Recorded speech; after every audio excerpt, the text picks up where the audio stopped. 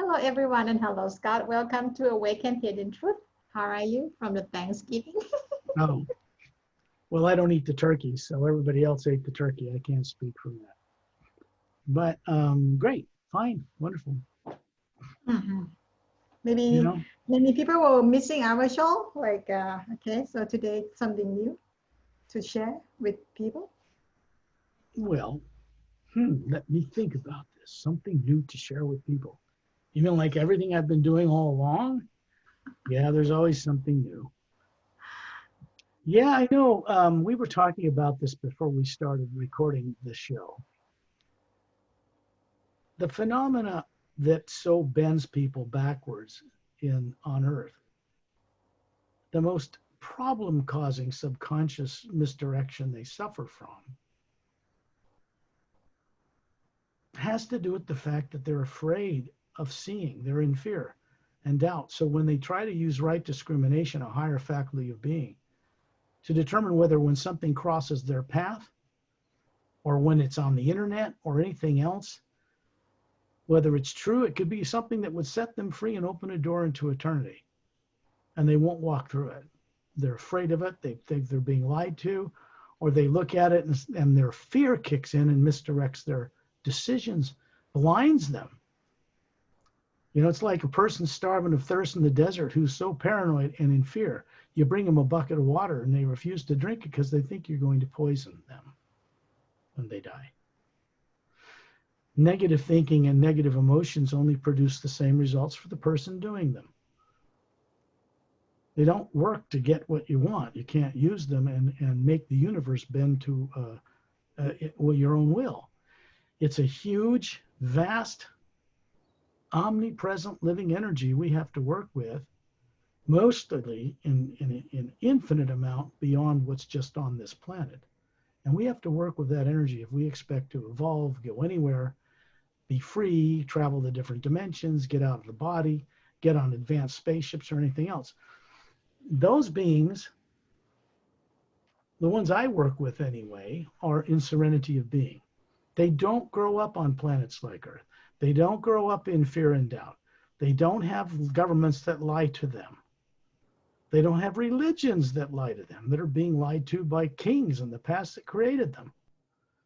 They don't have this.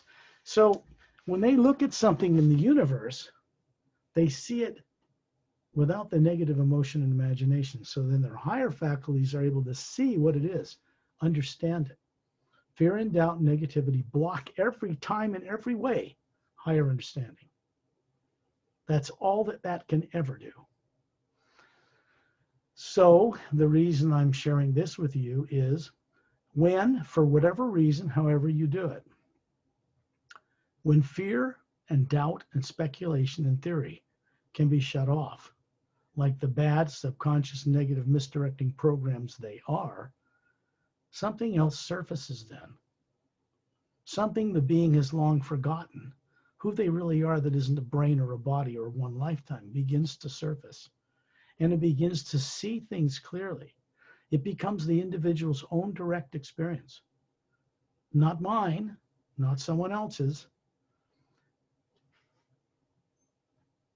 People work with, I don't want to say that. People work with belief about what they believe in because they don't have any direct experience or answers. So they're left with nothing but they decide what they're going to believe in. And behind belief is fear and doubt. Because it's still just belief. It's not really knowing. The atma, what we really are, is part of the source behind all life, and it is the knower. Not the believer, not the speculator, not someone who works with theory. It is the knower. Any individual on earth can only know something with certainty when they accept the responsibility for knowing it for themselves. There's freedom that goes with that. There's also responsibility. And that responsibility is choosing of enough consciousness to only use the imagination and the emotions in constructive, uplifting ways. Because if they don't, they're going to trap themselves in the negativity that's so thick in this planet amongst all the people that are running around in it every day. So we have to have a way of shutting that off and maturing, learning how to shut off these negative things in order so the real us can surface, which is a godly thing or goddess type thing. And it's that part of us, the spherical energy, the atma or soul, that actually can make change. The brain and body of a person cannot do that. It's not the brain that comes up with new architectural designs or new inventions on Earth or anti-gravity spaceships. It's not the brain that does that. It's the atma. And it gets these things from higher realities where other people have invented them or work with them. And then it brings it back here and figures out how to make it work in the dimension where they are, on the planet where they live. So this reality is very big.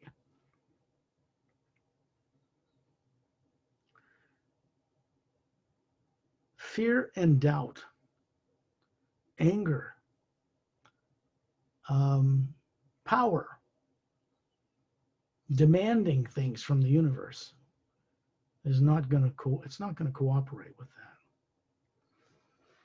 We have to be humble as beings because our real nature is made up of the same energy as the source or prime creator behind all life. And that source is well beyond the lower dimensions of time and space. And we all come from there, every last one of us originally. If a person's on Earth and can't remember a thing about how they got there or what they used to know before they were born here, they're in trouble because all they've got then, since none of the other people on Earth are reinforcing the real truth about life beyond this Earth, they're stuck with faith or belief. It's okay to have faith and belief, but faith and belief should not be just stuck in faith and belief till you die.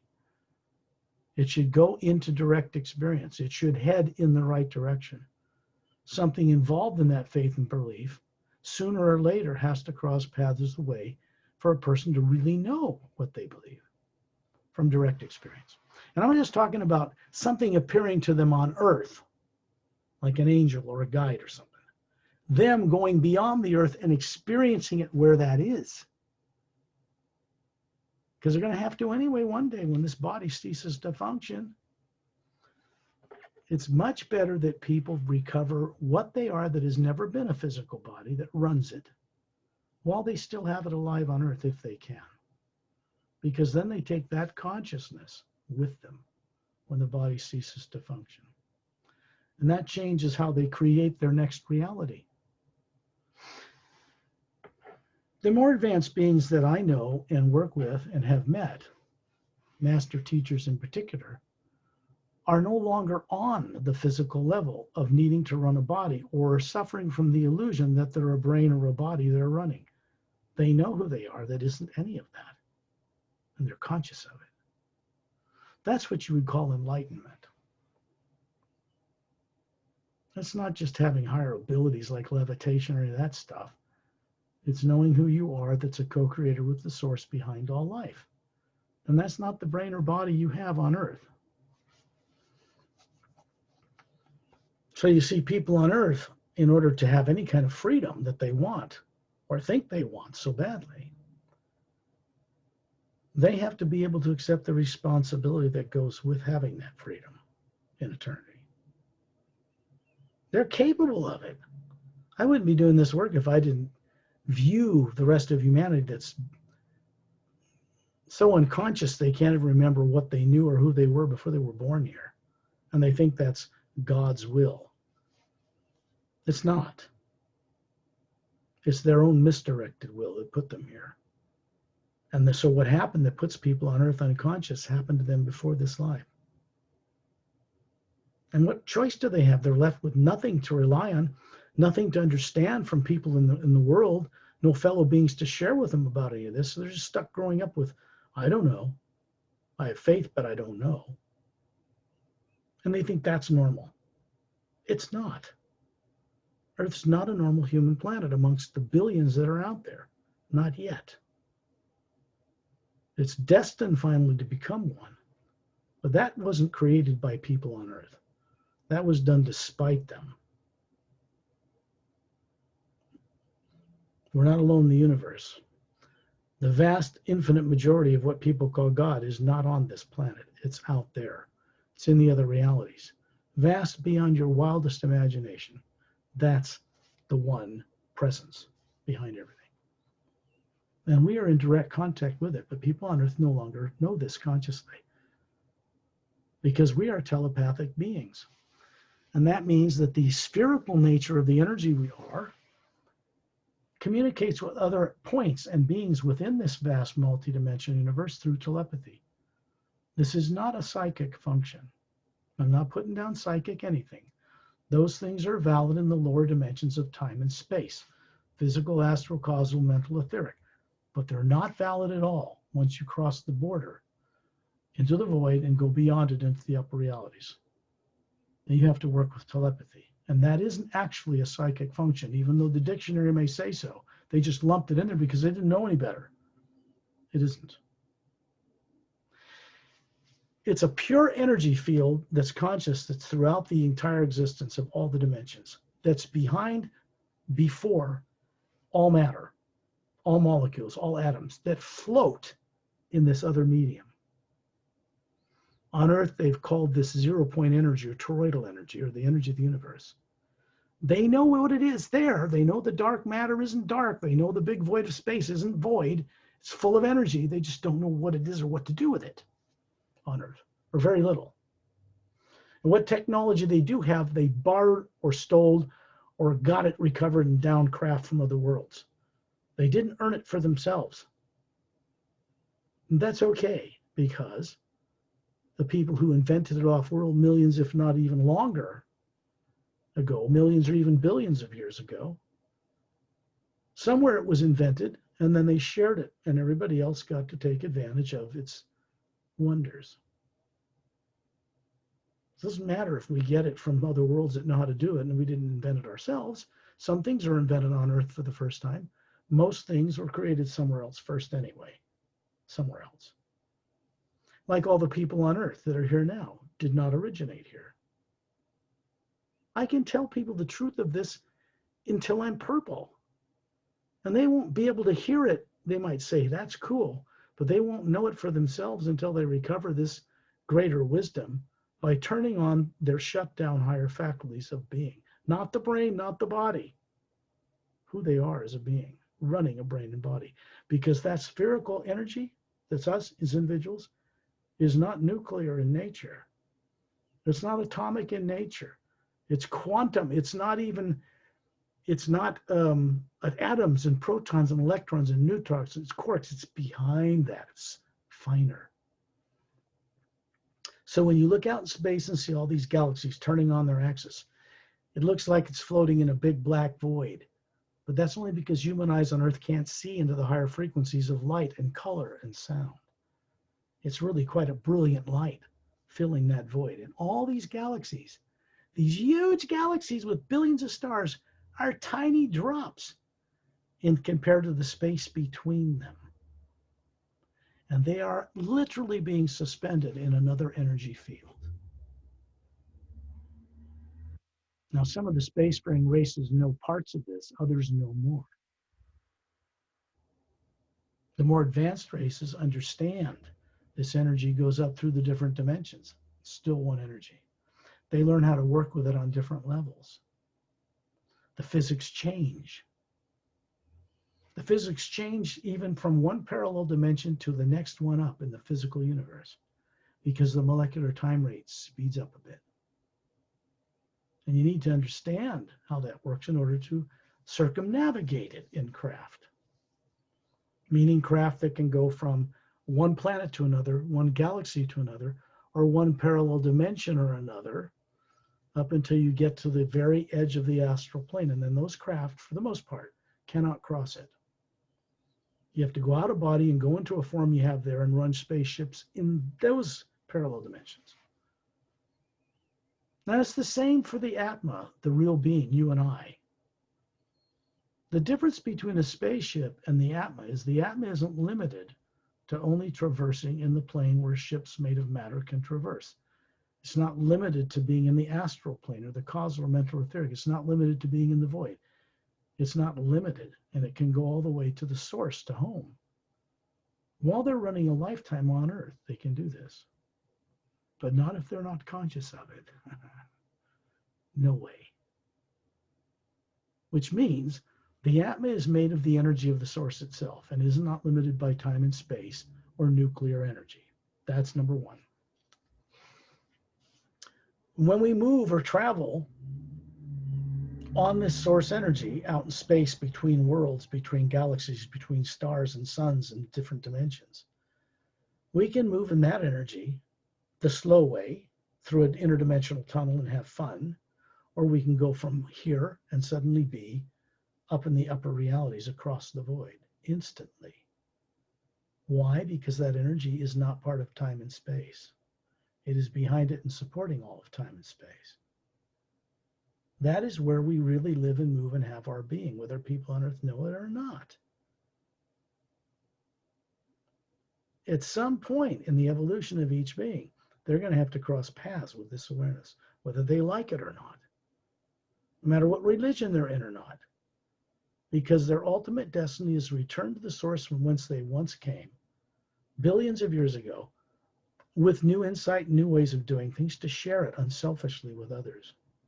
We're supposed to return to that source to help it do things differently than it's doing things now. It's relying on us. And it's not in a hurry because it exists beyond time and space. I would say that we're more in a hurry to get things changed here than it is. So that's the thing. If we want to change it, we have to help change it. And that goes for every single living thing on this planet. It needs to have a higher frequency of energy to work with more energy available through the negative atmosphere that saturates the Earth atmosphere. The HU is not limited by the saturation of negativity in Earth's atmosphere. It goes right through it. But that doesn't mean people are aware of it or could even perceive it. If they're thinking and feeling negatively, they're blocked. They're not seeing or feeling any of it. It's not possible. The two don't mix. It's like this. You got this void. You got the lower dimensions of time and space. You got a void. Then you got these upper realities.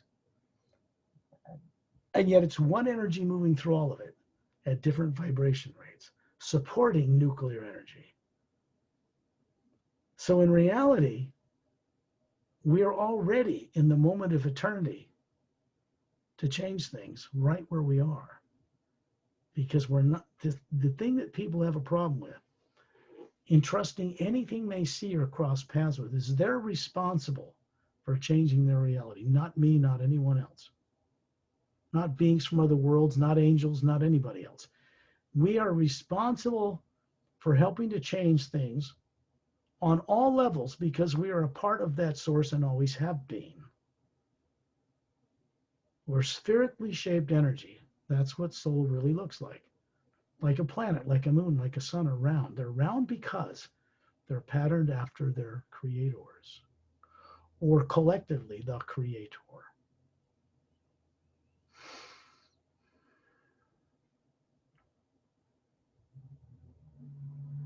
The master teachers I've worked with and that I know of, and there are countless numbers I don't yet know, instruct in this way, but they don't teach on a blackboard. They demonstrate by example, and then you are required to pick up on it telepathically, grok it, understand it, absorb it into yourself, and change. That is how they instruct. If they know this, I've learned it because it was either demonstrated for me at some point by someone, or I got so frustrated with the whole mess, I created something new and gave it to them for their benefit instead of asking for something from them. I gave up asking for things from the source behind all life a long time ago. Instead, I'm busy creating new ways of doing things with others, with the source, to help change things. Very different attitude, very different way of being.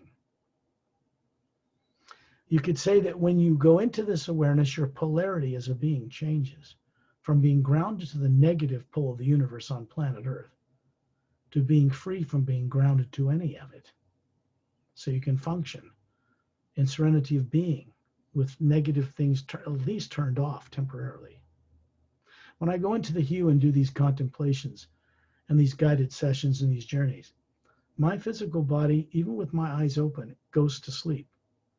It's turned off, but run on automatic so that I can function freely from it and help others. So I work by demonstrating by example, and it's telepathic. They may see my face move and my lips move and hear my voice, but it's really the being that's not the body or brain that's hearing me. They just don't know it yet.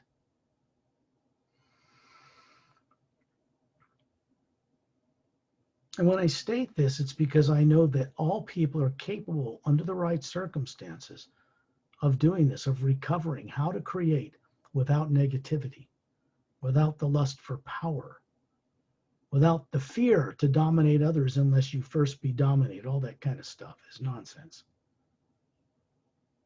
We all have the ability to drop this old bad habit of way of being and not knowing and forgetting. It's self-created. Yes, you could have lifetimes or situations in other worlds where tyrants caught you and ate you or killed you and stuffed you on a body on Earth. But how did we get in those positions in the first place? How did we make ourselves vulnerable? See what I mean? There's still a level of mastery to be acquired so that we don't create that kind of stuff ever again. And that's what this work is about, to help people recover that, who they really are. Because once that's done, their change in consciousness for the better in the new ray and the hue is not reversible. They can't go back to the way they were, or they'll suffer.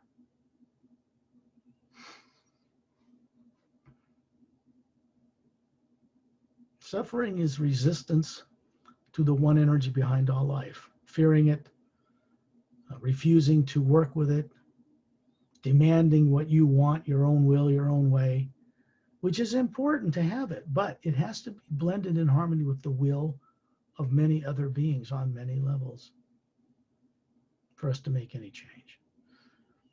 To change this world, we're going to need trillions of beings from many levels focused in one way, not just for the purpose of benefiting people on Earth, but many other worlds and many other realities. And then Earth is in the middle of that new flow of the one energy behind all life. That's what's changed. That's what's underway. For Earth to be transformed, for the moon to have life on it, like we go in some of these journeys, we go see an Earth that's third parallel dimension up, and the moon's got life and oxygen and dome cities on it. It's very different. It's the same Earth in the same space at a higher frequency. Quantum physics. In fact, it's even beyond quantum physics, but that's a start.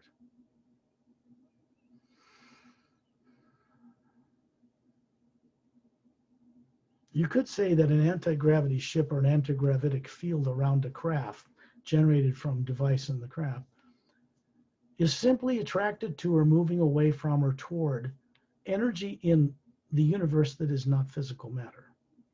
So if we travel in that mode, we get around fast. We can go faster than the speed of light, get around all kinds of laws of physics because they're relative to only one level.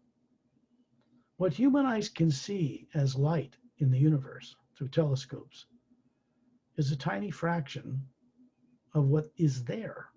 So we have instruments that can detect other frequencies, ultraviolet, X-ray, gamma rays, all those things which produce the color that you see in these images that NASA shows or the telescope shows.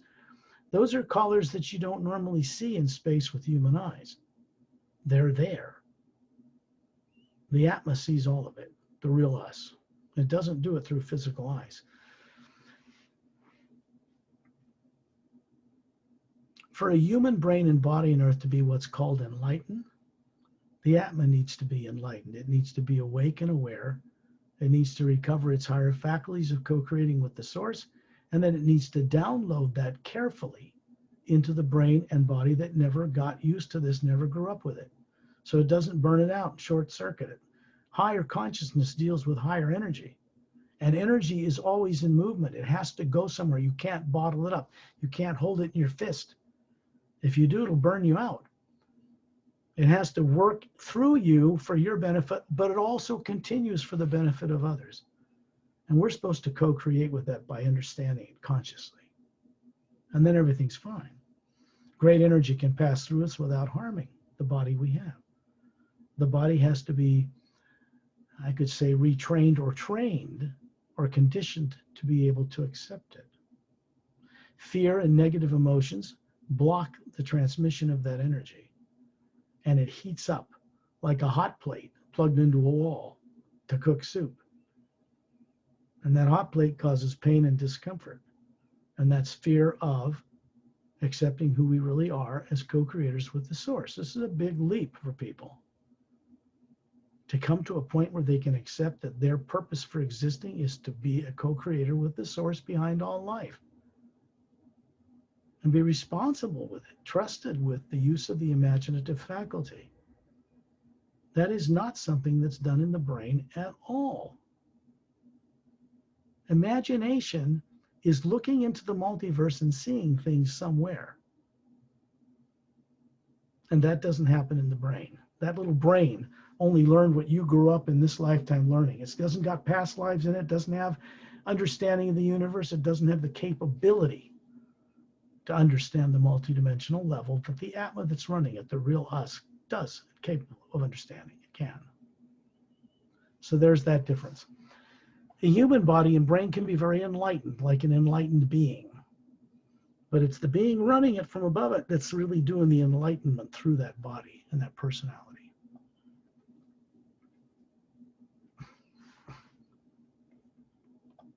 To many people, what I'm sharing with you is just concepts, ideas, beliefs, faith. Well, I don't work with belief and I don't work with faith at all. I don't share with people what I believe in that someone taught to me from outside. I don't share with people what faith is in something. I'm not putting those things down at all. They're necessary on earth.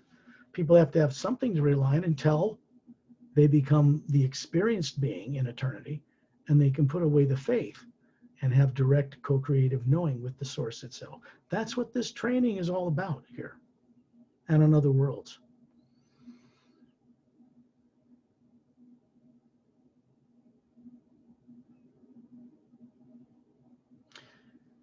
For the most part, people on earth and the people I experience and what I see on the news and what I experience when I'm out on my body or what I see with people all over the world is they don't remember any of this. And they're afraid of it.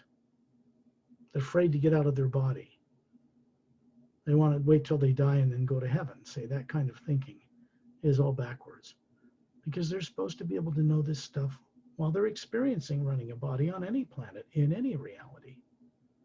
We're supposed to be awake, conscious co-creators with that source, not unconscious with amnesia, can't remember a thing. I don't blame people on earth because they're like that. I was like that myself. I had to work for decades keeping my mouth shut just to acquire recovery of who and what I am that is not part of this earth and what I do in running forms in other realities.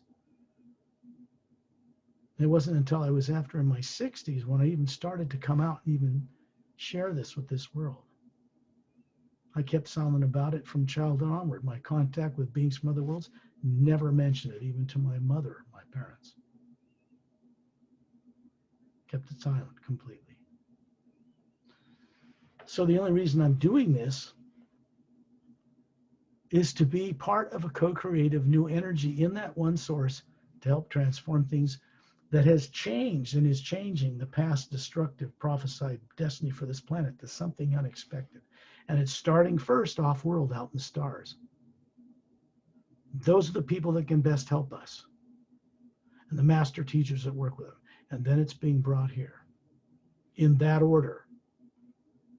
And I don't command them, telling them what to do and where to get off and when to do it. I'm co-creatively part of it. But it's a lot bigger than me. And there's a whole big organization of understanding about moving with this one energy to change things in the lower worlds of time and space and to change a planet like Earth. Can't be done by the 7 billion people on this planet. They're unconscious. They don't remember enough to change it. So at some point, people in so-called authority on Earth are going to be motivated to disclose the full truth about extraterrestrial life here. And you're going to see things speed up. And it's for their own good, and they know it. at this point. They're just afraid to change like everybody else. So they're going to need some incentive. They're going to need some help. When they're out of their bodies at night, every night when they go to sleep, they're going to need help there, and they're getting it. And they're going to need help on the ground, and at some point, from beings who come here openly. One thing has to come before the other.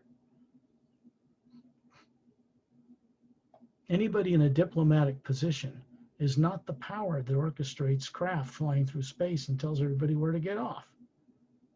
It's a representative of that to a planet of people who don't remember anything.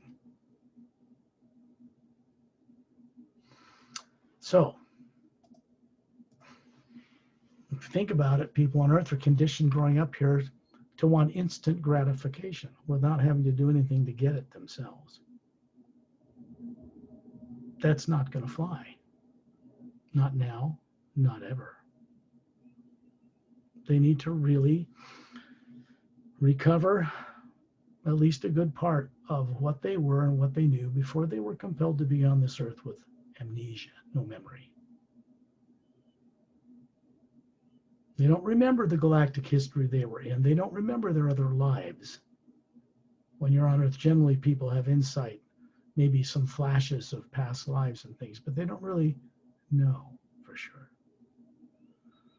Because part of their structure subconscious is to say, you can't know that. They doubt who they are. They don't know what they are as a soul. They hear the term, but they don't have a clue what it is or where it is. They look in a mirror and think they're a body with a brain that has a soul off somewhere else. And they think this is the real thing and that's the abstract thing. It's just the reverse. And this is what I mean by changing the polarity of consciousness from a negative view to a constructive, uplifting one.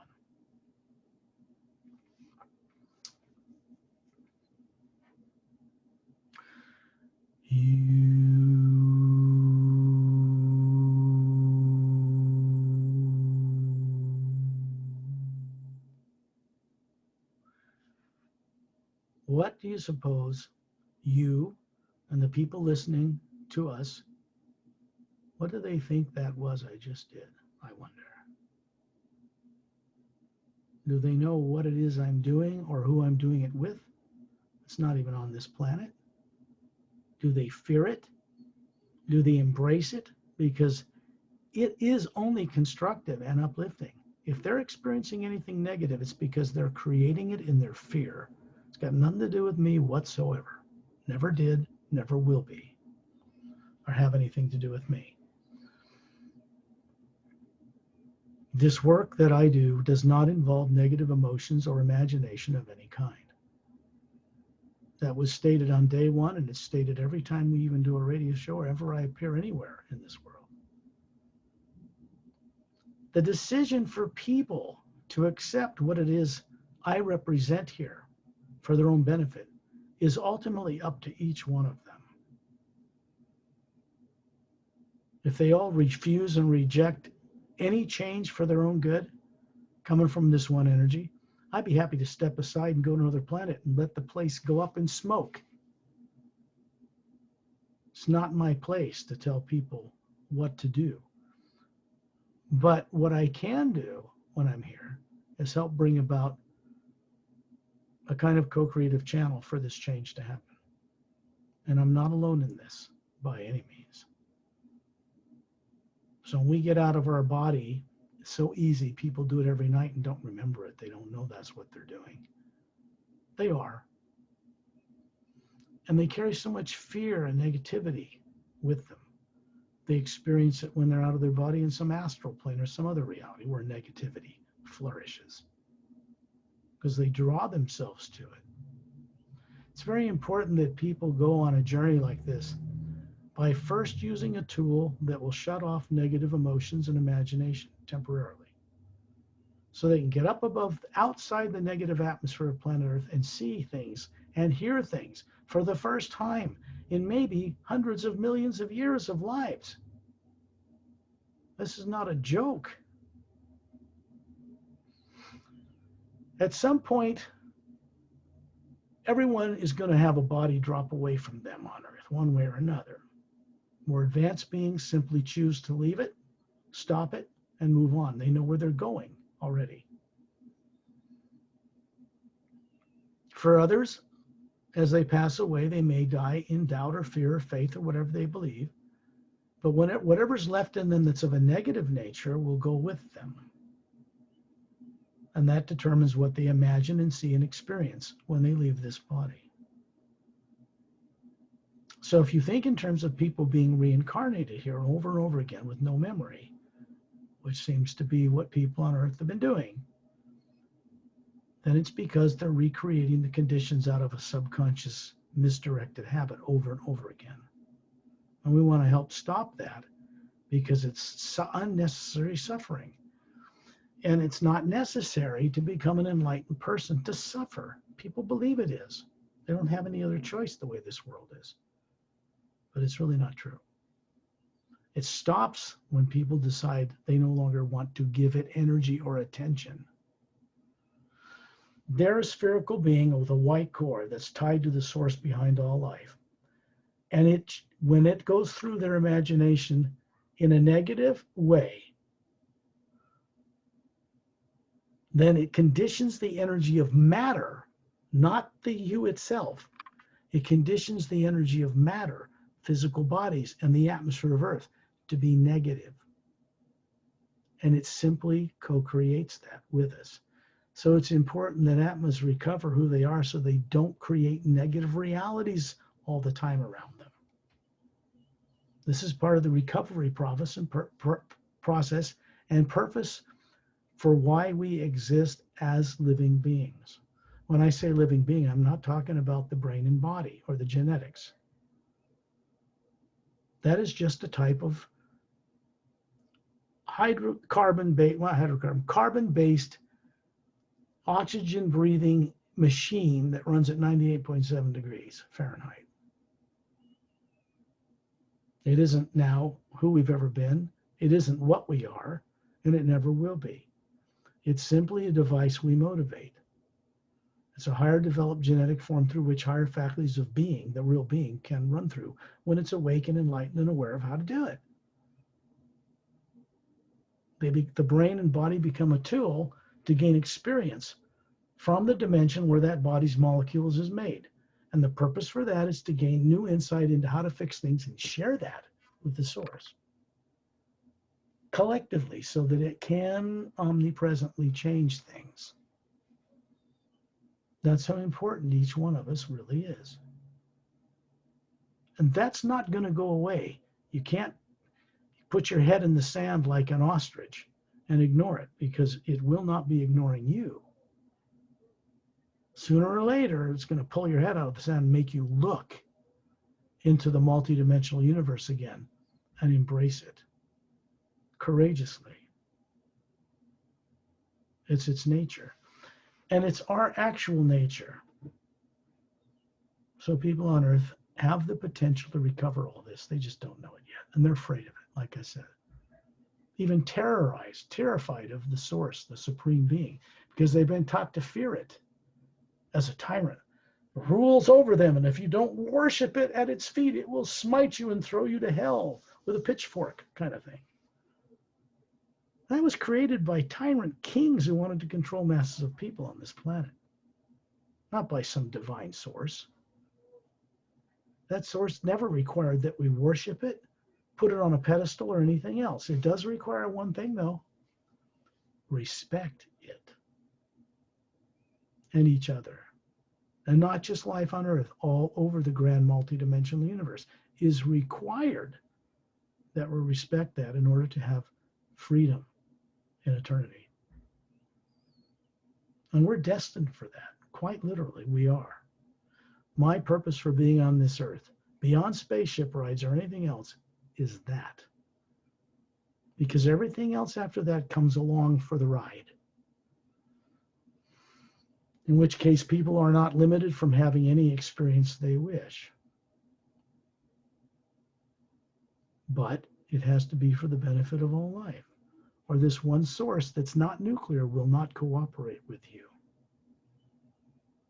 or me.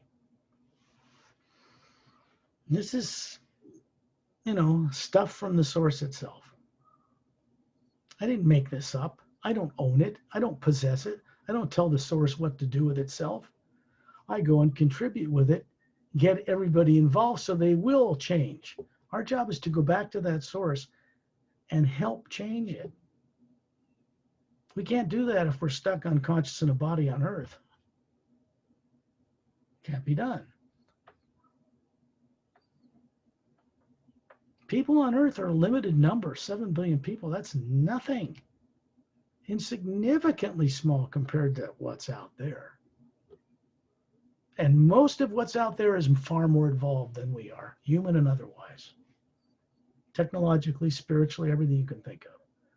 The ego and vanity of people is so fixated on fear, they want to just say to themselves they're superior. So they block the great benefits such beings could bring here.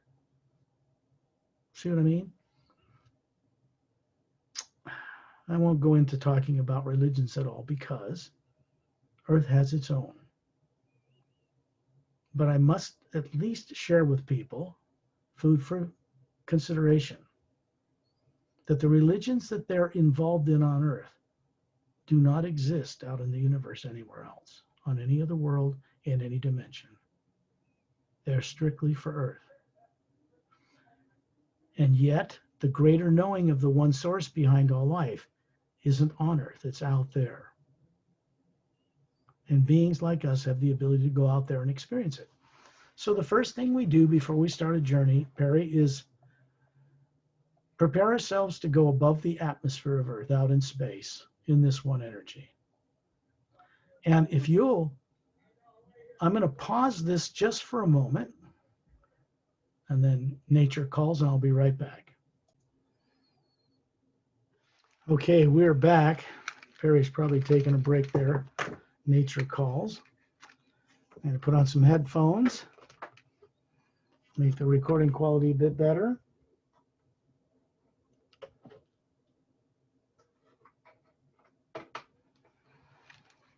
Okay, so now I'm on headphones.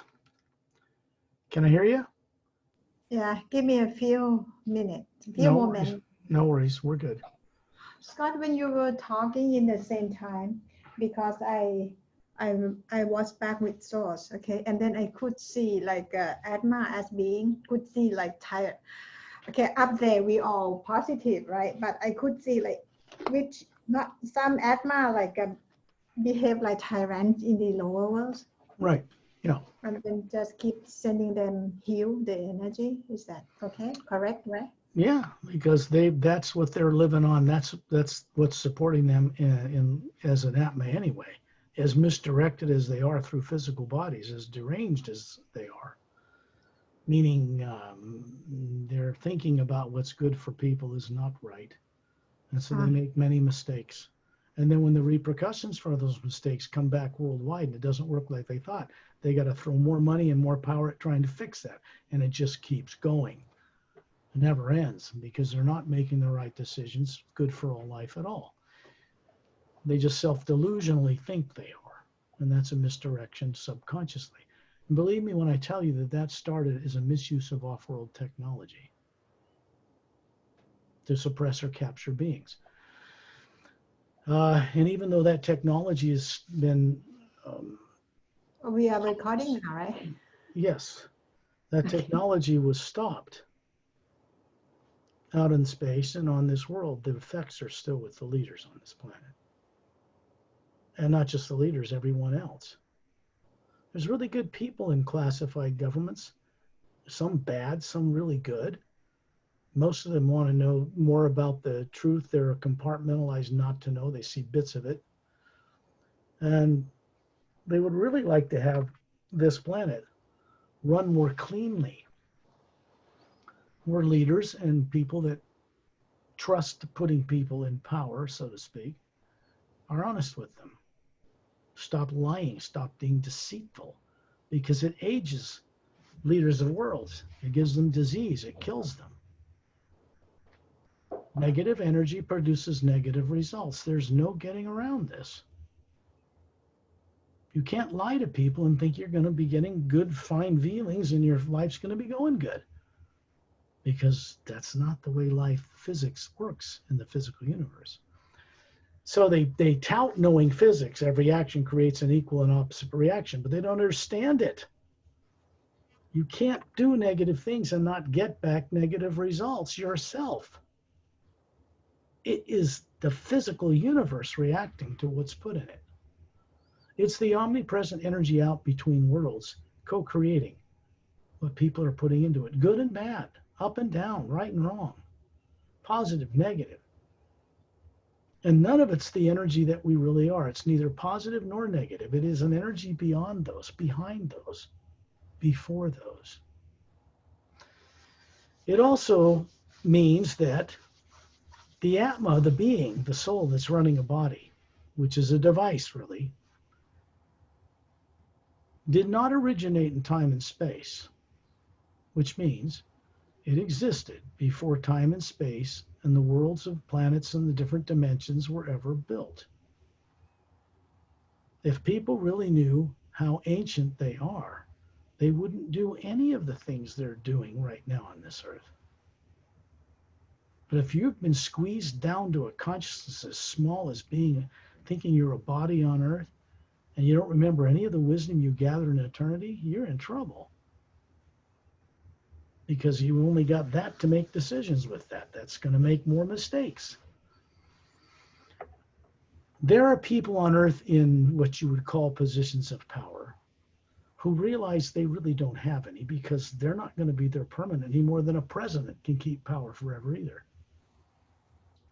Or the leader of a country. They grow old, they die, somebody else takes over sooner or later, some way or another. So they really never had power in the first place, did they? They just were in the illusion that they had power, and then they want to keep it. It's on loan, so to speak. Power isn't ours. We don't own power. That's the one energy behind the whole creation. It's one conscious energy coming from a source point, very up in the upper realities. And it is the one power. We are comprised of exactly the same energy, non-nuclear, individualized as an individual, which remains in eternity. But we're supposed to be little drops of pure co-creative energy in one mighty ocean, contributing to the whole movement of that one ocean properly. And this, no one ever anywhere in eternity on any planet, any dimension is going to get away from this, no matter what they think or believe right now. Their destiny is to become a co-creator with that source. And that's why we exist. I've just stated it on this radio show. What is the purpose of our existing as a human being? First of all, a human being is not a human body. Human, Hugh woman, Hugh child, Hugh animal, Hugh plant, Hugh tree. Hugh is the first half of the name human. The languages on earth did not originate here. Boy, that puts a kink in the works of most theoretically trained people in their archaeology and biology and botany and what little they know about physics, limited to what? Pushing matter around with effort? That's what they know on earth. It's nothing. Tiny fraction of what they should be knowing to play among the stars.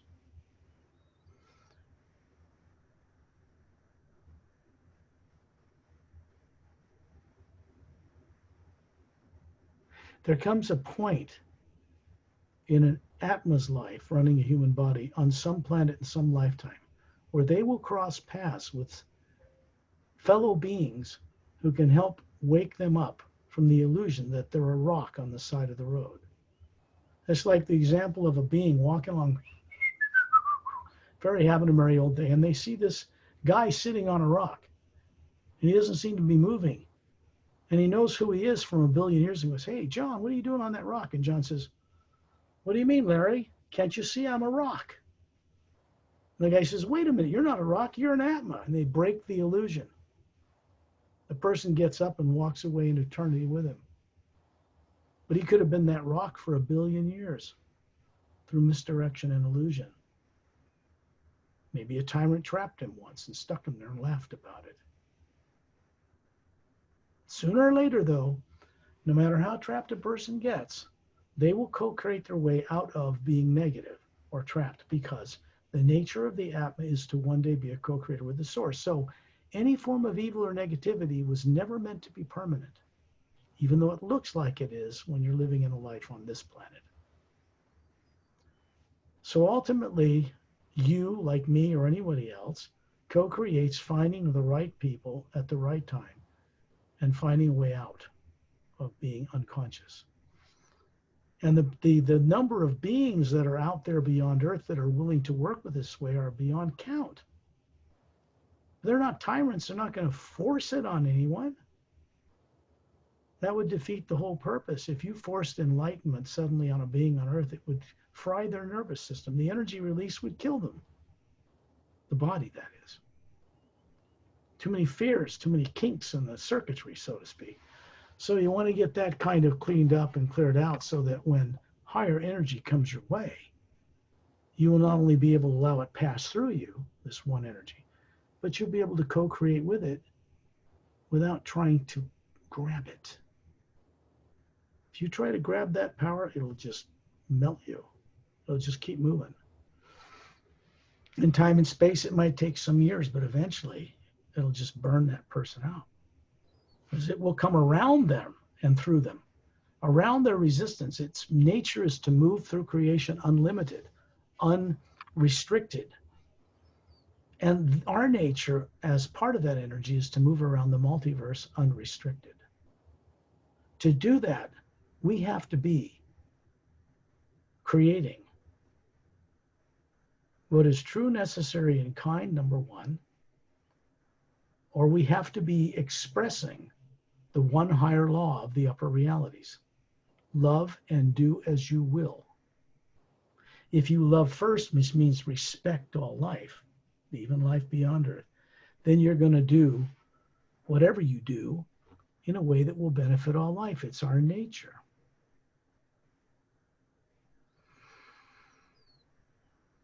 Things are moving forward and speeding up on this planet in unexpected ways. People have been dying to get off this earth before there was any ever COVID or anything like that. But in this situation, people are being compelled, even the elite on this planet, to work together to survive. So suddenly we have cures coming for this that will probably cure the common cold and flus and everything else as well. It's a very new kind of thing. It came into being in about a year out of necessity. And that's coming up in the next few months. Because it's not just going to go away because people hide themselves away. It's getting worse. So it has to be done away with. And that means they have to let the cure for this out of the bag for their own survival. That's a good thing. Nobody in power on Earth today saw this coming. But it is compelling people to work together, whether they like it or not. And it's not, there's a lot more coming this way. And I don't mean negative things or a COVID that are unexpected, that will compel people or encourage them to start to work together better. Got to be prepared if we want to transform this world. And people need to be at least at a point where if ships landed all over this world, it wouldn't freak them out and they'd all die of a heart attack or strokes on the spot because of subconscious fear that would just ruin their nervous system. They don't even know they have half the time, more than that. So there's that. If someone's sitting in a chair or laying on a couch, they should close their eyes, take several deep breaths. Oh. You know, just like they do when they're going to bed. They yawn, they get relaxed. Yes. Close their eyes, and then they just kind of drift off unconsciously, or so they think, with the body because they identify with it. But in reality, the body, what the being is doing, not remembering they're doing it anymore. is they're actually the being, the spherical being above or outside of that body is causing the pineal gland and the pineal gland, the center of the brain, to create serotonin. It makes melatonin. It puts you on automatic. The body runs on automatic with no one home. The brain really shuts down. Dreaming frequencies they register of someone dreaming are registering the input signal carrier wave from the atma into that pineal gland to that brain. But the being doing the dreaming or the seeing of where it is not in the brain. This is the big mistake they're making on Earth about all this. And it's a huge mistake in thinking.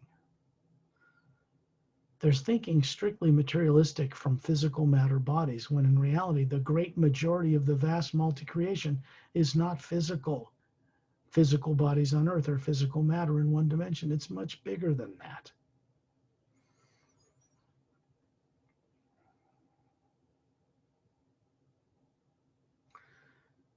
It puts the body breathing, heart running, blood circulating, breathing on automatic while you take a journey. And every night, everybody leaves their body.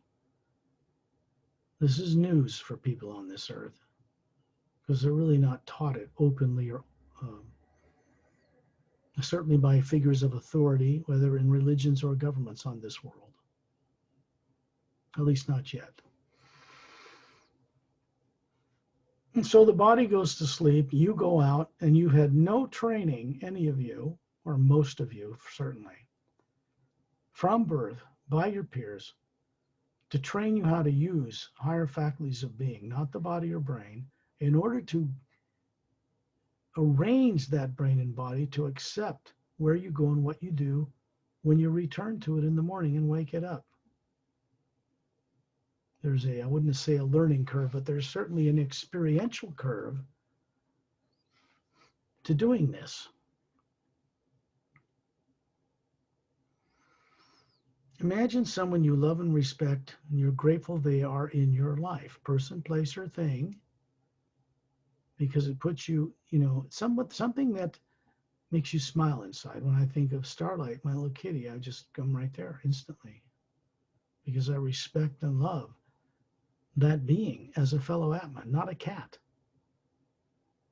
My relationship with him is that way. People on Earth don't realize this yet, what this is all about. So they will. So you imagine someone you love and respect, you're grateful they're in your life. It can be a person, a place, or a thing, as long as it makes you smile inside. And it's not harmful to anybody else, of course. That's criteria number one.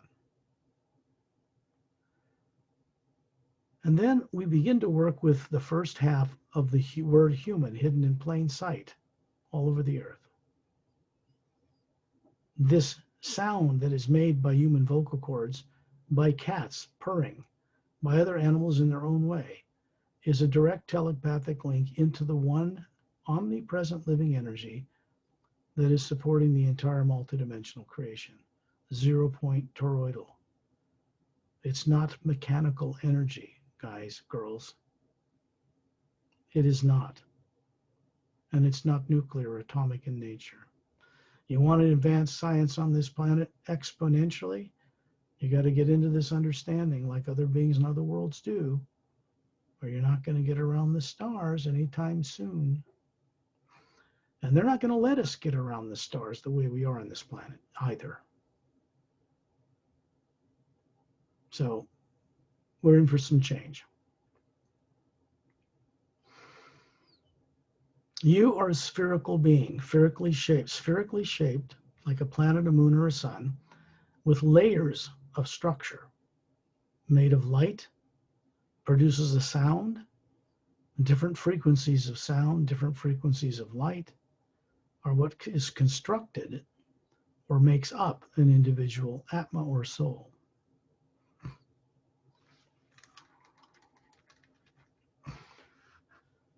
The core of that sphere is a white golden light. It matches the energy in the void of space, so-called void. It isn't. And so you see, we're part of the multiverse, whether we like it or not, part of an energy that is not nuclear or atomic in nature, that is not a physical form, brain, or body, and never has been. You're a spherical being running a brain and a body in each and every life, and particularly the one you have on Earth here, and that has not changed. The HU and what it does did not originate on this planet, nor did any being who ever lived on this planet invent it out of their head, out of their noggin. It was not invented by anyone in the lower dimensions of time and space. It is the sound, or first sound, behind all creation, vibrating through multidimensional levels and supporting multidimensional levels. The Atma, us, what we really are, had a hand in creating all of this at the source, with the source, as the source, before any negativity or positive and negative lower worlds were ever constructed. Remembering this and knowing it is another matter. That is what enlightenment is all about. Knowing, not faith, not belief, knowing. Direct knowing certainty, direct knowing perception are faculties of the spherical being, not a brain or body. Imagination is not made up in the brain ever, because it isn't designed to do that. Even though you think or may think you're a brain and body, and you look in a mirror, you think that's what you are. When you imagine being on a beach or on a ski trip, or imagine being on another planet, you're having a cup of tea, looking out the window, and you wonder about being somewhere else, and you can see yourself moving through the universe, or going into a past existence, or life on another planet, or another dimension. This is actually taking place somewhere, and you're just looking into it. Distortions of this understanding come from subconscious fear.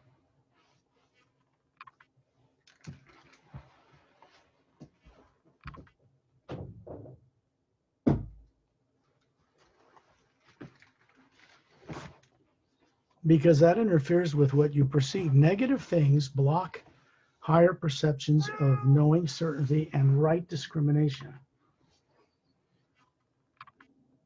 Right discrimination is the ability to look into the multiverse and know things with certainty without any negative elements involved. All beings have this capability, but it has to be recovered. And the only way to do that is to cease or stop in some way negative feelings and imagination, because the two do not mix, ever. When we go into the HU, it has a function or a new kind of consciousness in it, what I call a new ray, of shutting down subconscious negative programs you don't even know you have. Most people don't. And it will turn them off long enough for you to get out of your body like you do at night when you put the body to sleep and begin to go and experiencing things consciously. We go places on these journeys farther than you will ever go on your own in a dreams at night. Why? Because we're doing it consciously, not trying to bring back the memory of a dream of flying in the astral plane in a physical body, for instance, and feeling uplifted, and you wake up in the morning, wow, I was flying. Well, you weren't on Earth, but the physical body in the astral plane was. In certain parallel dimensions there, it can, not in all. And it's not really the physical body there that's flying, it's the atma picking it up and running it around in the air. You, the real you. You are a spherical being.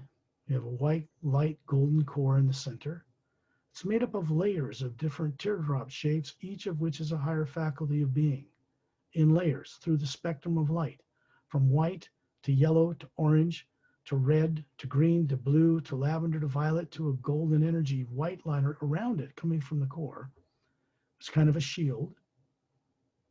So you can operate in and run physical forms in different coarse energy matter levels, like the lower dimensions of time and space.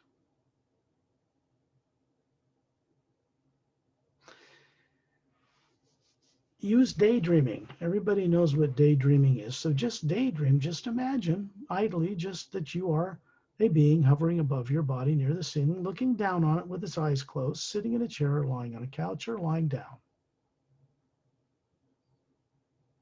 And then you look out through the walls of your building, wherever you are, and you can see your environment. You're very familiar with it, all of you are. So you know what it looks like outside, what your neighbor's house looks like, and the sky and your terrain where you live. And then find yourself up about 10,000 feet in the atmosphere. It can be day or night on the planet where you are now, but it won't matter to the atma, because even at night, everything is lit up around it like daylight. It can see through the atmosphere. You can see the billions of stars in the Milky Way galaxy, unobstructed by atmosphere. And it can look down and see itself hovering as a sphere above that body near the ceiling, simultaneously at the same time, because the atma is spherical and it isn't limited to the limits of time and space. And it can be in more than one place at one moment, running things.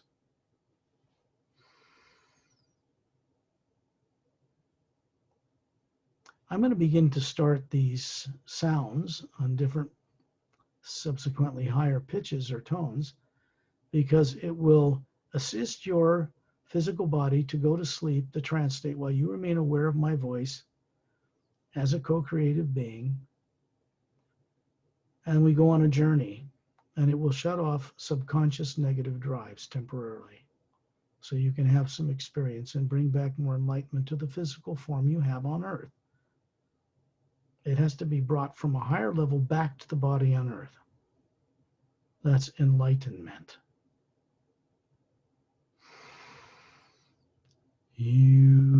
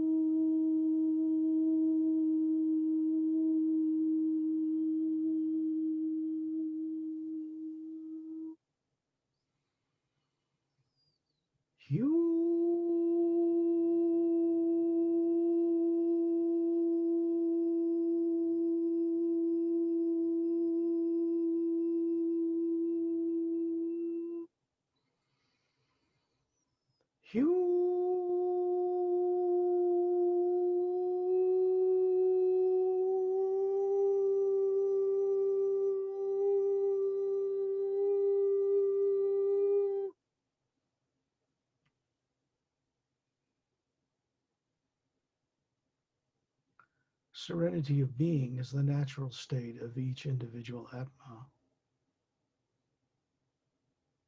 This is the nature of who and what we are without negative influences of any kind.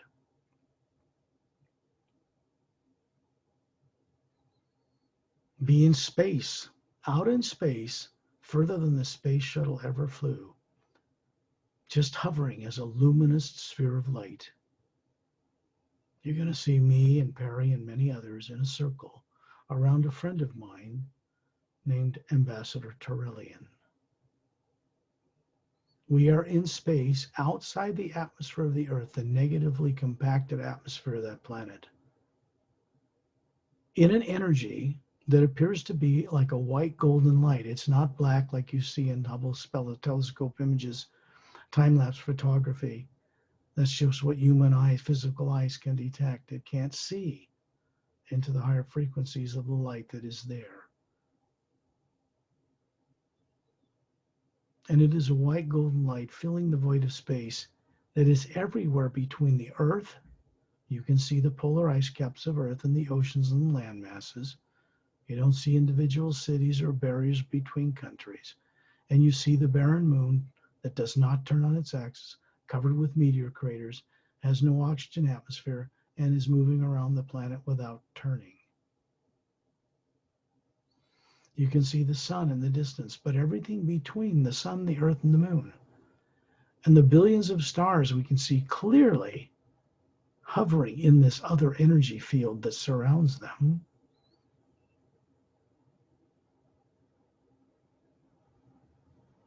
That energy is a white golden light to the perceptions of the atma itself. Terillian is of the Say-Rays race. It's spelled S-E-R-E-S, but is pronounced phonetically as if it was spelled S-A-Y-R-A-Y-S, Say-Rays. They are the most ancient human species that never developed on Earth, not even in our galaxy, the oldest. And he is showing you an 18-foot tall human body, about 36, like a Greek god, slightly pointed ears, beautiful blue eyes bigger than that of a human on Earth, a little larger, long, slightly wavy, golden blonde hair, holding his two thumbs up, with a white golden light around him. And all that he's doing here is showing you a physical form the sage race used to have a long time ago. Behind this form he's showing you is a spherical being, bright, brilliant, like all of us, an atma, running this form, which is made of pure energy that looks like a physical form. He can manifest a physical body on any world if there's a need and mock it up out of the omnipresent HU energy itself. It's stored in one of the teardrops of his being as a DNA 8-stranded structure. And it simply builds the matter around a checkerboard golden grid pattern, and there, presto, there's a body.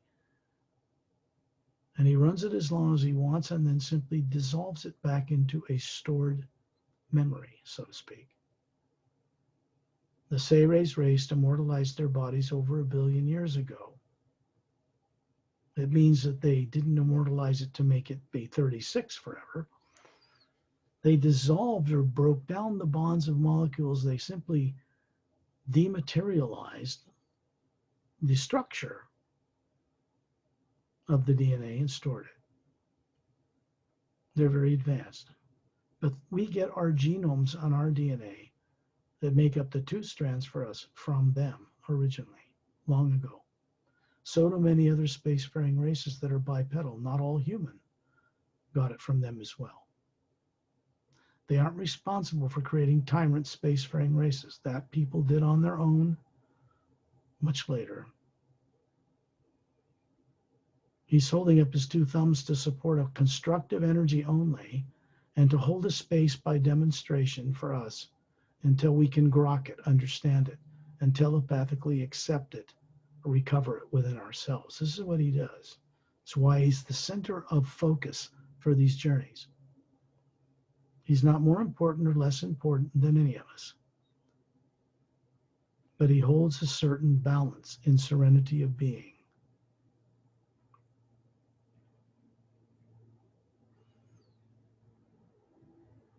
When you look at this white golden light surrounding the space around Earth, the moon, and the sun, you're going to see it move like an aurora borealis, like a heat wave in the desert. And then suddenly you're looking at the same Earth, but it's risen up in bimolecular time rate. And you're looking at a planet that has no polar ice caps in the same space.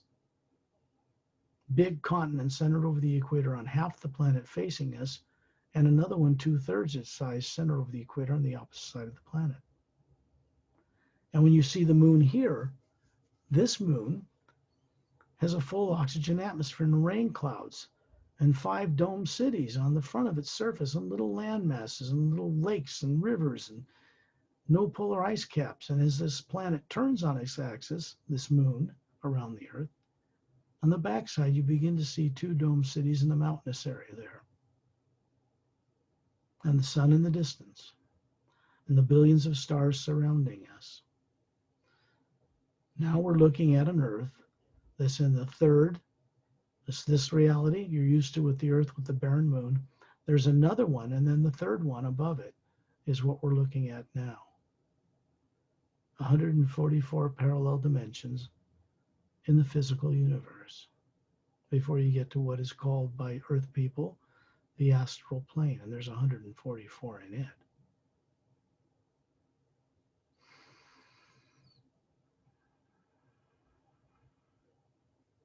You can hear a sound emanating from this omnipresent living energy that supports all creation.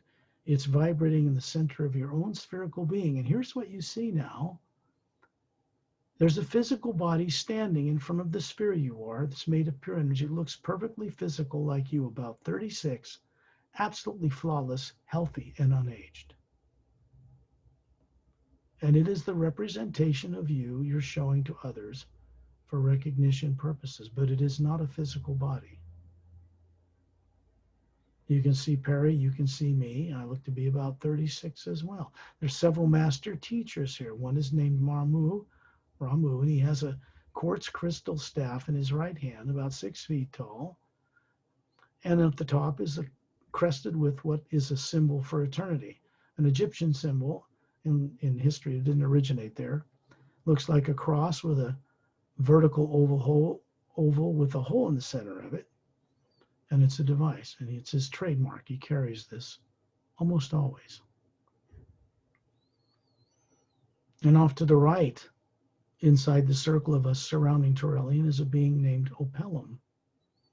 And he's about 6 feet with jet black shiny hair down to his shoulders, slightly pointed ears, pale blue skin, luminous like a moonstone, and emerald green eyes.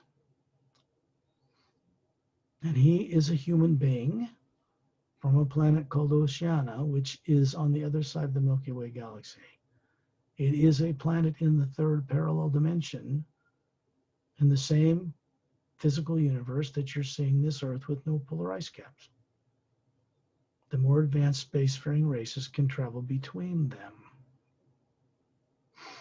He's showing you the physical form, it's pure energy, but it looks just like him, that he actually has on that planet. And they have immortalized their bodies so they do not age.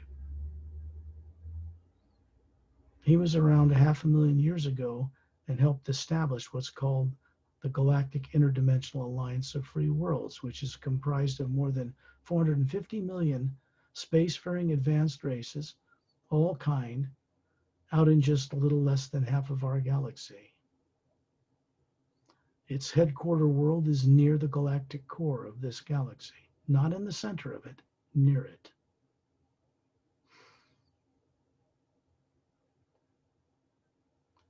These two are considered to be master teachers, and you can see an atma hovering behind them, the real them, the spherical them, just like Torellian and just like each of you. And we are simply bathing in this white golden light that is outside of the negative and positive things contained within the atmosphere of Earth. And they stay within that atmosphere like frequencies bouncing off the ionosphere like radio waves. Out here in space, no such things exist, and there isn't any energy in this one primordial, omnipresent living force that can store anything of any negative nature whatsoever. So you see, this energy outside of Earth is like that which is in the very highest realm, beyond the void, known to certain esoteric groups on Earth. It's at a different frequency, supporting life in the physical universes. But it's the same energy. It is one power. It's a living energy. It is not an individual being like us, even at the source or prime creator. It is collectively makes up what we would call the supreme being, all of us and all of the people there. And they're telepathically linked so that that source has a persona or a presence at that center that you can speak with. But it's not some God with a beard on the throne at all. This source, this true source, never requested or required or encouraged that we worship it. That's all been twisted by tyrants through history on many worlds. No, it only requests that we respect it and each other and all life in the grand multidimensional creation. This is required if we intend to play freely in it.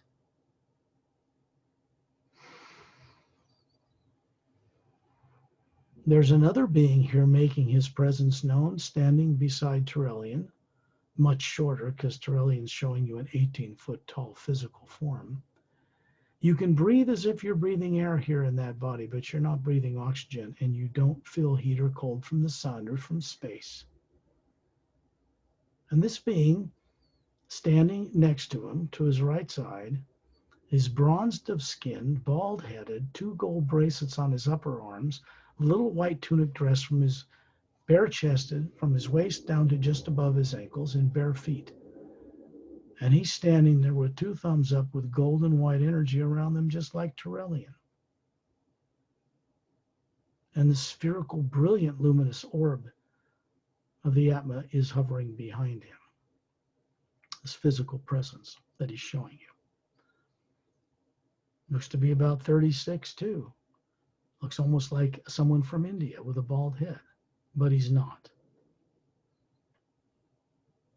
And this being is also a master teacher, but he resides in the first realm above the void, in a pure positive energy where no time and space exist. And his name is Sat Nam. Just means true name, true sound, first sound. It's really what it means. Okay.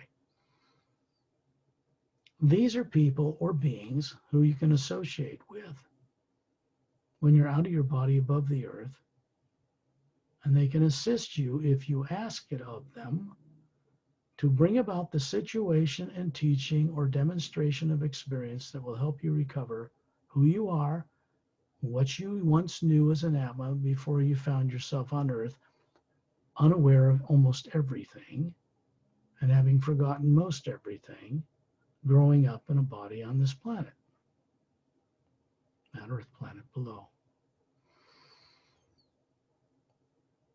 Here, the white golden light in space between all of us floating here and all the planets and the stars of the galaxy, and out into that vast void of space between the next galaxy, Andromeda, and billions of others. The space between them is so vast, they're like dots in a black sea that in reality is not black at all. And it is energy, but not nuclear or atomic in nature.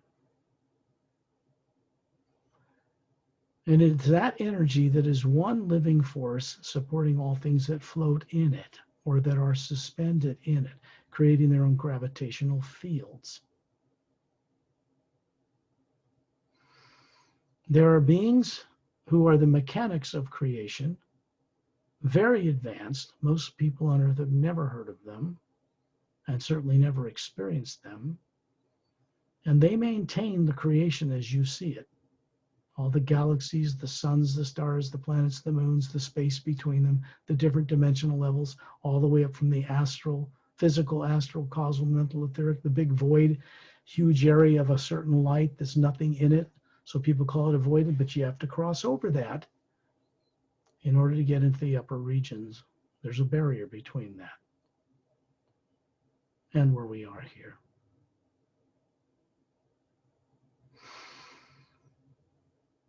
We are floating in and moving and having our being in this one energy at all times, in every moment in eternity.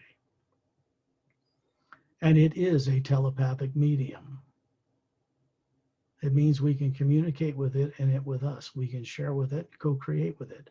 And it will bring, it is the one power. We do not bring anything as an atma into reality with our own power. We have to co-create with it, and it is the one power that manifests things we imagine. So we want to be very careful not to imagine anything of any negative nature towards ourselves or anyone else, or you're in trouble. Because this one energy is designed now to work with beings who only co-create in it uplifting ways to benefit all life. And then it can come rushing into our lives and do transformations and unexpected things you can't possibly imagine. But we have to play ball with it correctly.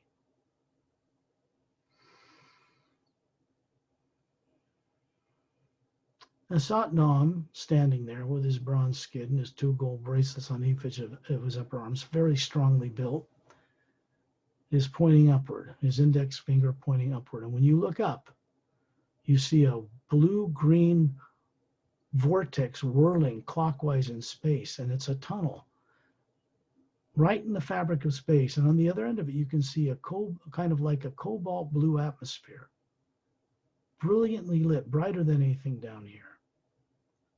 And then you see Sat Nam simply move.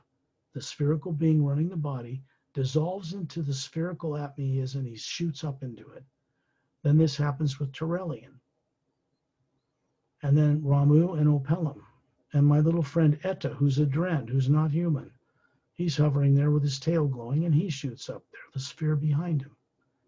And then all of us, the body forms we're showing, dissolve inside one of the teardrops of the atma we are, and we shoot up there.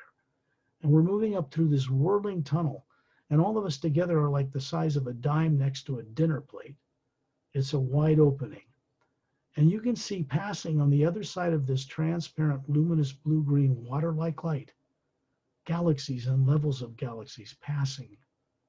We're moving upward at tremendous speed, far, far beyond the speed of any light as the snow on Earth. And then we suddenly find ourselves coming out the top of this, out high into an atmosphere that's a cobalt blue, luminous, beautiful blue light. And the vortex below us vanishes, and suddenly what we see below us are 6 snow-covered mountain peaks centered in a circle. And we're looking down on those mountain peaks from high in this blue atmosphere, and then we look out on the horizon and we see that we are hovering above a huge circular landmass. There's a white luminous beach surrounding it in the entire circumference in every direction. Miles away in every direction, and then you see that there's like an ocean, slightly darker cobalt blue light that appears to be crashing against the white sandy shore. But it's not water. And down to the left of the western mountain, on a lower plateau, on a circular marble-like floor, maybe 100 feet across or more, is a blue glass administration tower. It's transparent, smooth as glass, rises up half a mile. There's a flattened sphere, an administration area that goes up to a minaret point. At the base of the white marble floor it sits on are white roadways made of marble-like material that go in every direction, like the spokes of a bicycle tire, until they go through the caverns or tunnels in the mountains, into the hollowed out center where there's a shaft of white golden light roaring through it, and through tunnels until they come out the other side and end on the white beach in the entire circle of this floating landmass.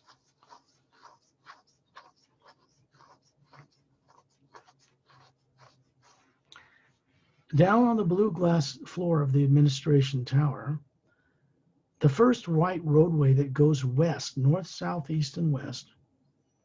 There are a left and a right, and then later another left and right turn, and they go into clearings along each roadway to different types of crystal and other domes and pyramidal structures, which are training facilities.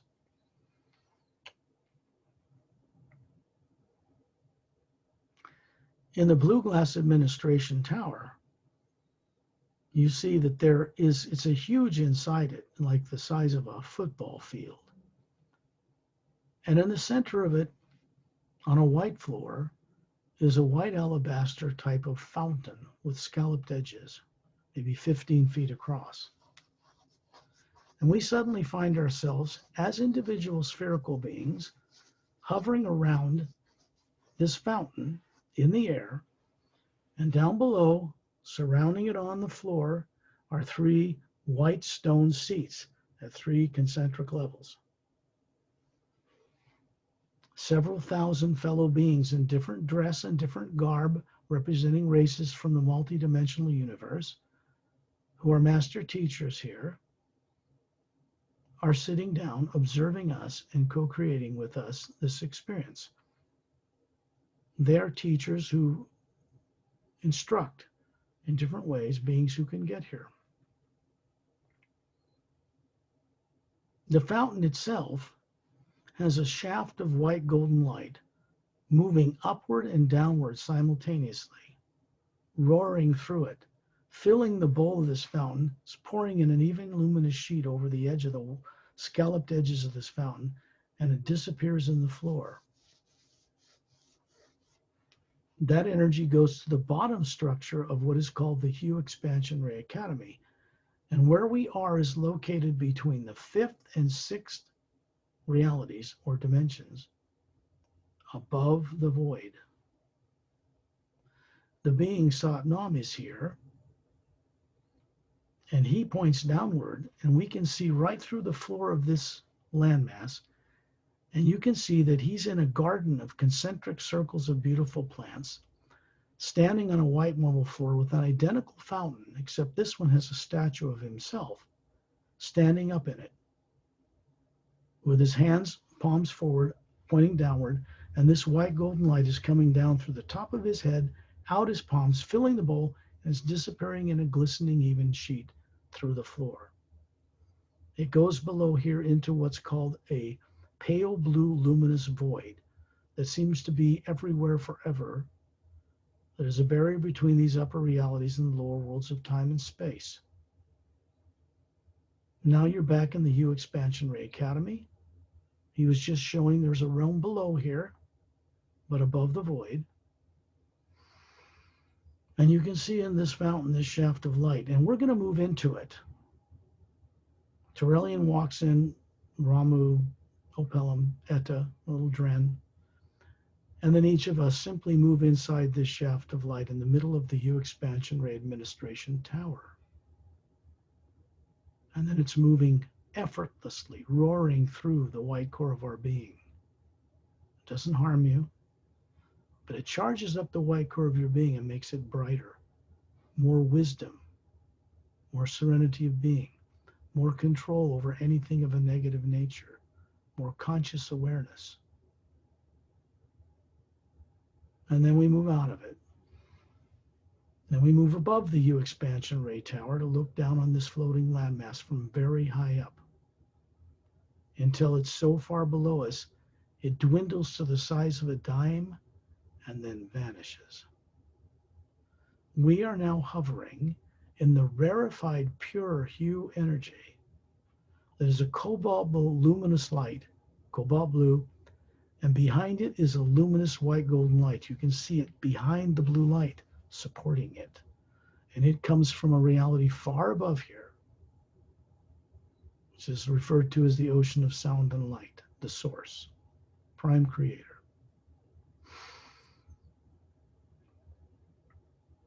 And we are seeing in every direction this cobalt blue light, luminous with a white golden light supporting it. And you look down, you see this HU.Exp.Ray landmass coming toward us again. We're actually moving down to it, and it's coming toward us until we're hovering once again above 6 mountain peaks, looking down at what's located in the center of the valley between these 6 equidistantly placed mountains.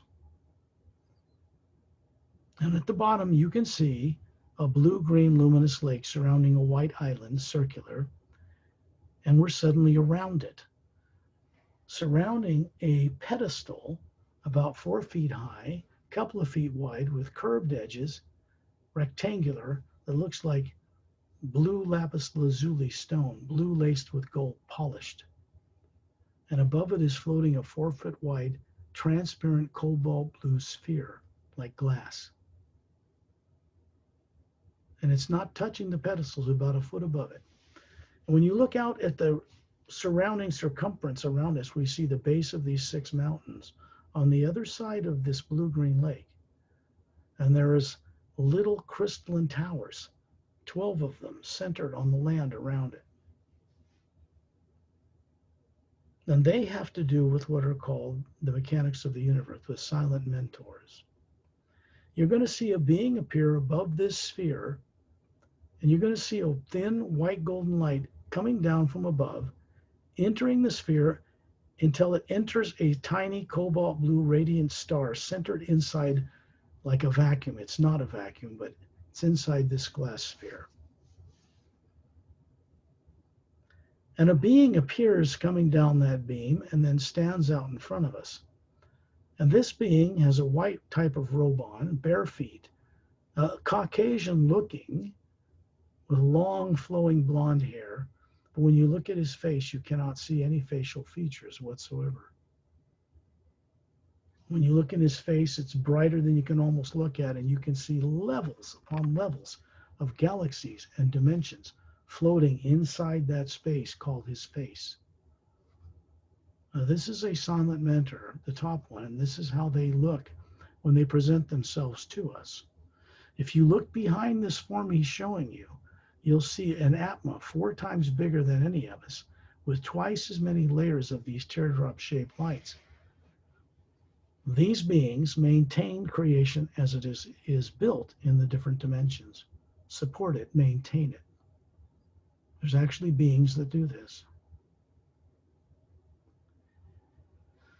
When you look at that tiny blue star radiating in the center of this glass sphere, you suddenly find that we are all, as atmas, hovering inside that sphere, which is gigantic now. And we're approaching this blue star until, as we get closer, we realize it's another blue sphere with wildly radiant energy coming off of it. And there's a shaft of white golden light coming down through it into the top of it. And when you look down, you can see right down that shaft of light, and you can see ourselves hovering around Terrellian, looking down on that parallel dimension Earth that has no polar ice caps, and that live moon with oxygen turning on its axis. And we find ourselves suddenly there at the same moment where we started this journey. And then you're above the 6 mountain peaks. Then you're hovering around the star in the center of the glass sphere. And then you are down, surrounding Terrellian, Ramu, Opelum, Etta, several thousand master teachers that you saw in the U Administration Tower. And they are surrounding us in 2 levels of spherical beings, like a field of protection. And they depart and go off into different levels out in space and into higher realities. And then you see the Earth change back, a little heat wave over it, and you see the polar ice caps of our world you're familiar with, and the barren moon not turning on its axis. And then you find yourself in the atmosphere at 10,000 feet, but you're also still in space with Terrellian. And then you're in the atmosphere. And then you're above your body, near the ceiling, looking kindly down on the form you call your physical life on Earth. And you can see a little beam of white golden light emanating from the white core of your being, goes down into the top of your skull, into the pineal gland, the center of the brain, and then radiates outward until you have a field of energy about 2 miles wide.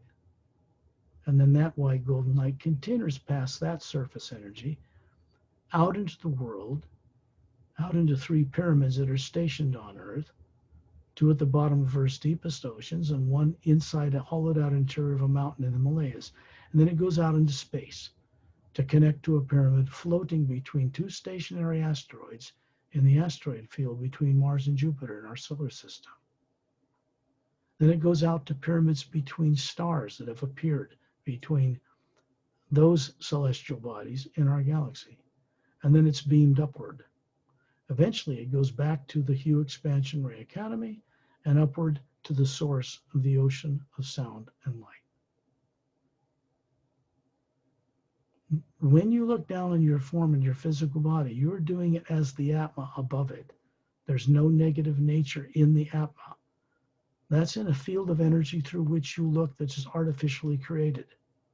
And it can be dissolved away or gotten rid of if you're aware and want to do it.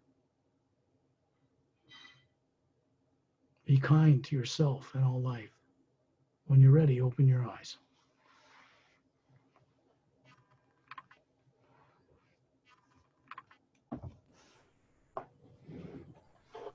That's pretty deep stuff for a radio show. I don't normally take things to go or enjoy going with people on those levels, but the point of it is to get people aware, comfortable with moving between realities instantly, easily. It needs to be effortless. Effort is fear. It's fear of failure. It's a lot of things, but it doesn't need to be in this. And people, as they progress more in recovering who they are, discover this for themselves anyway. So, Perry, do you think you have any questions or anything we should share with? You should share about your books and your. Okay, I will. Just because maybe someone new might tune into this show by some miracle, because they do. This is the Sayers agenda. The only reason this is published on this planet is because if I didn't, people couldn't find out about this. Because this book is written to be an interdimensional portal. It may be words on paper, but it functions differently than that. And I had helped creating it from off-world. Took most of my life.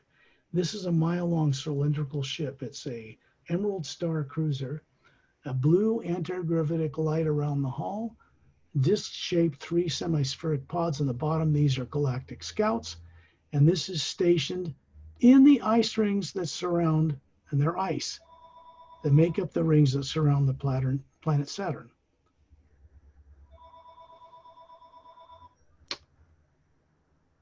And it's permanently stationed there. Just 1 second.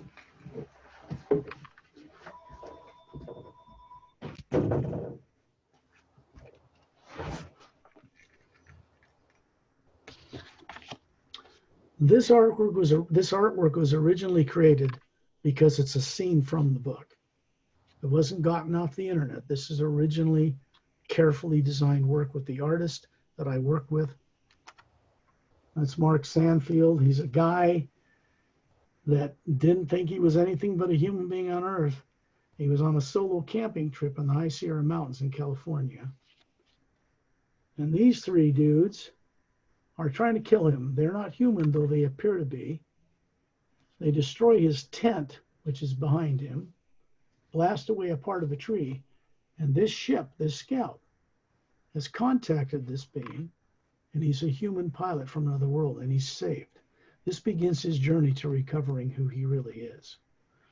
In the back of this book is a special technique section that involves working with the HU in specific ways, different technique for the prologue and all 29 chapters that will help people begin to work their own way into recovering who they are. That's this, the Sayers agenda, like Ambassador Torellian. This is the Emerald Doorway. You can see this is what an atma, a soul, looks like. This master teacher carrying his golden staff This is Eta, little Dren, human male, blue-skinned human female, not from Earth. And they are in a scene in this book over what was Lemuria. The poles flipped and it was destroyed. These are new land masses. And they're being introduced to Prime Creator. What these beings here don't realize yet, because they're students of this guy, is that one of these is hovering above each of their heads, smaller, but built the same way. This is Kalem's ship, hovering stationary. They are on antigravitic luminous discs. They can stand on them and fly through the air. This is advanced extraterrestrial technology 100,000 years ago on Earth. This is a portal to the fifth dimension. Remember Sat, Nam.and the journey? That's where he comes from. Actual actors played these parts in costume to create these original art. That's a scene from the book. This is a human that's gone very bad, negative, wants power, wants to hold the earth in his hand, stolen a crystal from his master. And this is part of what happened 100,000 years ago, involving extraterrestrials coming to Earth. Results in the planet we have now. So this has 30 illustrations of key characters and scenes, very highly refined. And I'm going to just show you, well, here's Master Only, for instance, that you saw.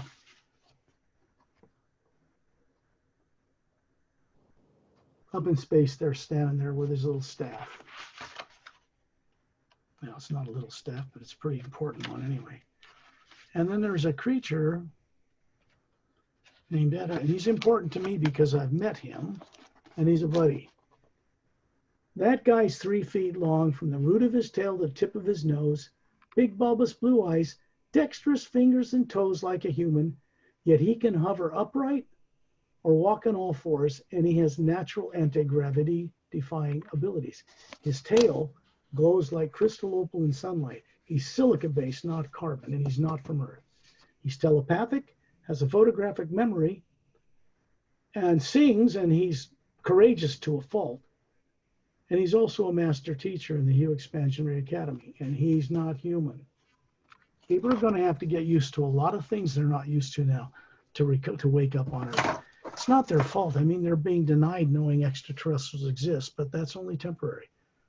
Things are happening now off-world that are compelling this to change here. And they're going to have to disclose fully at some point in a safe, non-destructive way. That's important.